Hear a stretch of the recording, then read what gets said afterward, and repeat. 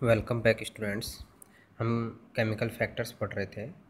Chemical factors जैसा कि हम देख चुके हैं, एनवायरमेंटल फैक्टर्स का ही एक टाइप है, एक प्रकार है जो कि अजैविक कारक है। और अजैविक कारक में से फिजिकल फैक्टर्स हम देख चुके हैं। केमिकल फैक्टर्स में से एयर और वाटर हम कल पढ़ चुके थे। नेक्स्ट हम देखेंगे सोइल, मृदा। मृदा की बात करें तो मृदा या मिट्टी स्थलीय आवास का वह भाग है जो स्थलीय जंतु व वनस्पतियों के धरातल की तरह कार्य करता है।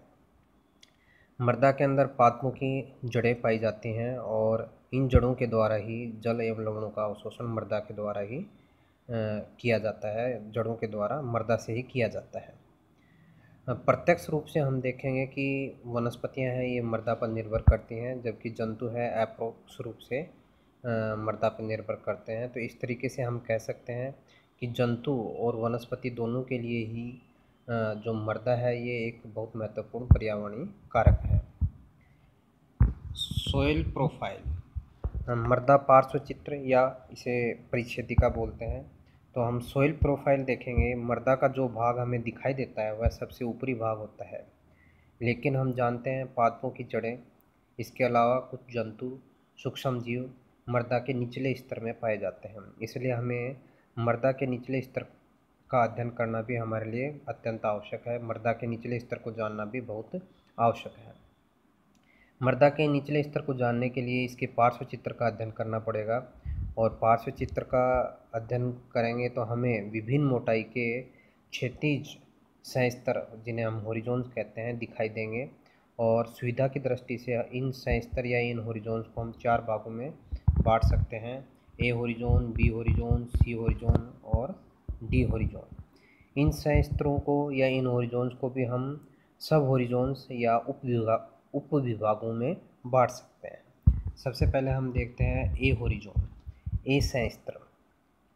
ए संस्त्र है, इसे हम टॉप सोइल भी बोलते हैं या ऊपरी मृदा भी बोलते हैं, क्योंकि हम देख सकते हैं कि बी सी डी की बजाय ए हॉरिजॉन है, ये सबसे ऊपरी स्तर है, इसीलिए इसको क्या बोला गया है, ऊपरी मृदा या टॉप सोइल बोला गया है। जबकि बी से लेकर के डी तक जो हॉरिजॉन है इन्हें संयुक्त रूप से सब सोइल कहा जाता है।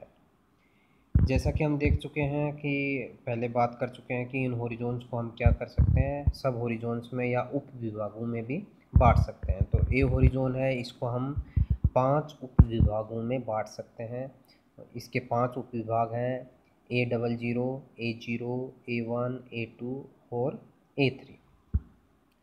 A00 जो उपस्तर है, यह उपस्तर एकदम ताज़ा गिरी हुई टहनियाँ, पत्ती, फूल, फलों आदि का मलबा यहाँ पे पाया जाता है, जो कि अभी विघटित नहीं हुआ है। हम आसानी से इस मलबे में से टहनी, पत्ती और फल फूलों को पहचान सकते हैं। यह उपस्तर ही आगे चल करके A0 उपस्तर में बदलता है। नेक्स्ट उपस्तर है A0। जैसा कि हम बात कर चुके हैं कि पूर्व में A00 जो उपस्तर है उसमें धीरे धीरे विघटन होगा। इस मलबे का, जो कि पत्तियां हैं, टहनियां हैं, इनका धीरे धीरे विघटन होगा, और विघटन होने से आंशिक रूप से इस भाग में विघटित हुमस हमें प्राप्त होगी, और यह मृदा उपजाऊ होती है, जो कि मृदा को उपजाऊ बनाता है ये हुमस। नेक्स्ट संस्तर है उप संस्तर A1।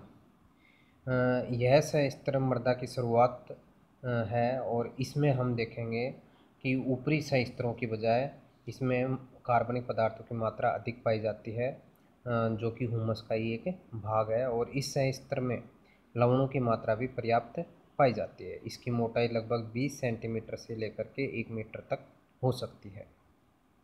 अगला उपसंस्तर है A2 उपसंस्तर। यह अधिकतम निश्चालन प्रदर्शित करने वाला अपेक्षाकृत हल्के रंग का संस्तर होता है। इसमें खनिज लवणों की मात्रा भी कम होती है। उपसंस्तर A3, यह संस्तर A और B संस्तर के बीच का संक्रमण स्तर है, या यूँ कह सकते हैं कि इसके बाद में B संस्तर प्रारंभ हो जाता है। नेक्स्ट हॉरिजॉन है बी हॉरिजॉन। बी हॉरिजॉन या संस्तर बी को भी हम 3 उप विभागों में बांट सकते हैं: B1, B2 और B3। यह हल्का भूरा रंग का संस्तर होता है। ए संस्तर की तुलना में यहाँ कम जैविक गतिविधियाँ पाई जाती हैं। अधिकतर यहाँ बड़ी झाड़ी और जो वृक्ष होती हैं उनकी जड़ें आकर यहाँ पर समाप्त होती हैं। इस सह की मोटाई 20 से लेकर के 75 सेंटीमीटर तक हो सकती है।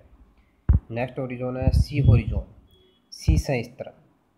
यहाँ कैल्शियम कार्बोनेट और कैल्शियम सल्फेट पर्याप्त मात्रा में पाया जाता है और कुछ जड़ें यहाँ तक पहुँच सकती हैं। और लास्ट है डी होरिजोन, डी सहस्त्र। डी सहस्त्र यहाँ पे चट्टानें पाई जाती हैं और यह चट्टानी पट्टी का जल को अधिक गहराई तक जाने से रोकती है। यहाँ पर किसी प्रकार की कोई जैविक गतिविधि नहीं पाई जाती है। नेक्स्ट हम देखेंगे सोइल का टेक्सचर, मृदा का गठन। मृदा का गठन मृदा का एक महत्वपूर्ण भौतिक गुण है।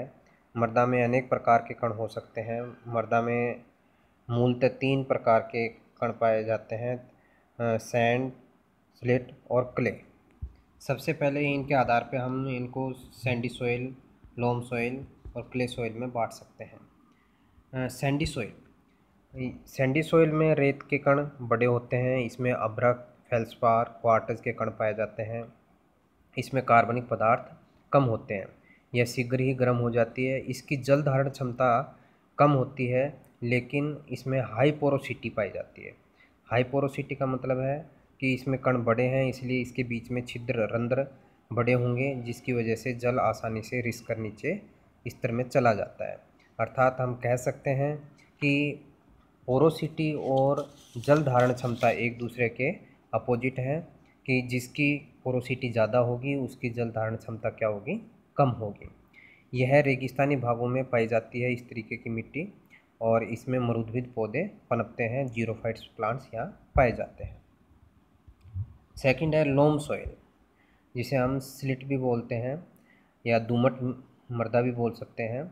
मिट्टी का जो अधिकांश भाग है इसी मिट्टी से बना हुआ होता है। मतलब मिट्टी का जो मैक्सिमम भाग है वो लोम सॉइल से या दोमट जो मृदा है उससे बना होता है। यह मध्यम आकार की होती हैं।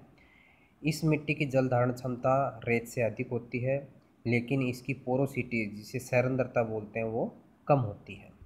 और नेक्स्ट है क्ले सॉइल, जिसे हम चिकनी मिट्टी भी बोलते हैं। चिकनी मिट्टी के कण अत्यंत छोटे आकार के होते हैं। इनको हाथ में लेने पर हमें साबुन जैसा आभास होता है, काफ़ी चिकनापन हमें महसूस होता है, और बरसात के दिनों में इस मिट्टी में काफ़ी अधिक फिसलन पाई जाती है। इसकी सैरंध्रता अत्यंत कम होती है और यही कारण है कि इसकी जल धारण क्षमता बहुत अधिक पाई जाती है।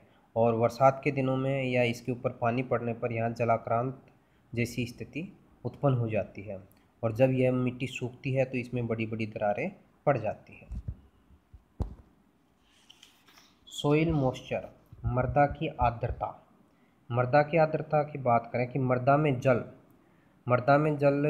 मृदा के प्रकार अर्थात कणों के आकार, सैरंध्रता, रासायनिक गठन आदि पर निर्भर करता है कि मृदा में जल कितना पाया जाएगा। यह उस मृदा के कणों के आकार पे, जैसा कि अभी अपन ने पीछे देखा, उसकी सैरंध्रता पे और रासायनिक संगठन पे निर्भर करता है। इसके आधार पे हम देख सकते हैं कि इसमें जल कौन कौन से प्रकार का होगा। सबसे पहला है ग्रेविटेशनल वाटर, जिसे हम गुरुत्वीय जल बोलते हैं।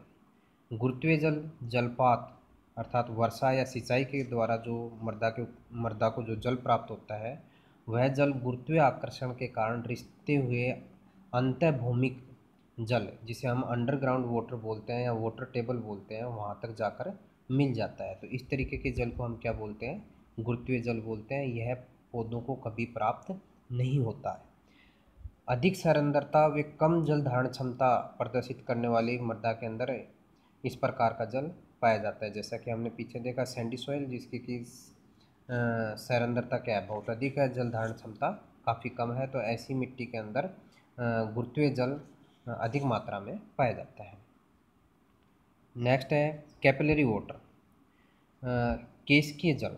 मृदा कणों के चारों ओर इंटरस्टिशियल स्पेस या अंतराकाशी अवकाश पाया जाता है, और इसमें उपस्थित जल को हम केशिकीय जल कहते हैं। यह जल ही पौधों के मूल रोमों को उपलब्ध होता है। अर्थात हम कह सकते हैं कि पौधे जो जल अवशोषित करते हैं वो कौन सा जल होता है, केशिकीय जल ही होता है। नेक्स्ट है हाइग्रोस्कोपिक वाटर, आर्द्रता जल।